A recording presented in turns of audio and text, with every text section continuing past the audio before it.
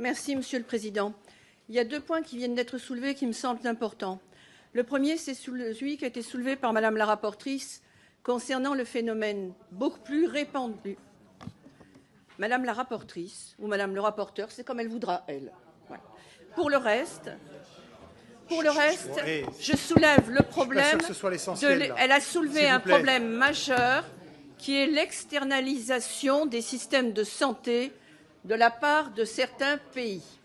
Cela se vérifie totalement lorsque l'on lit les rapports annuels de l'OFII et quand on voit le nombre de pays par rapport aux populations et surtout par rapport aux pathologies. Il y a donc véritablement, oui, Madame la rapporteure, il y a une externalisation du système des Comores sur le territoire de Mayotte. Le deuxième point qui a été soulevé...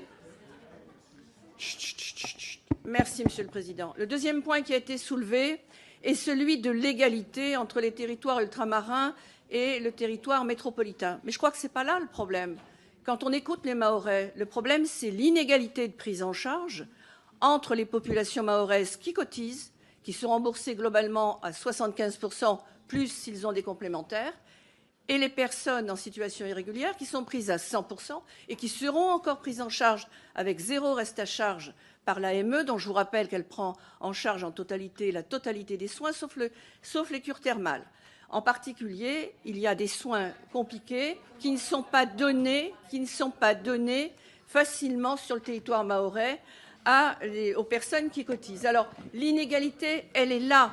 Pour le reste, la départementalisation de Mayotte lui a donné tous les droits et tous les devoirs peut-être, mais surtout tous les droits. Et évidemment, les Mahorais ne sont pas obligés de subir un processus qui, dans notre pays, devra être remis en cause. Et parce que là, particulièrement dans ce cas de figure, nous n'avons pas d'étude d'impact, ce sera difficile de dire si le coût sera pris en charge soit par la sécurité sociale, soit par l'État, selon qu'on choisisse un système ou un autre.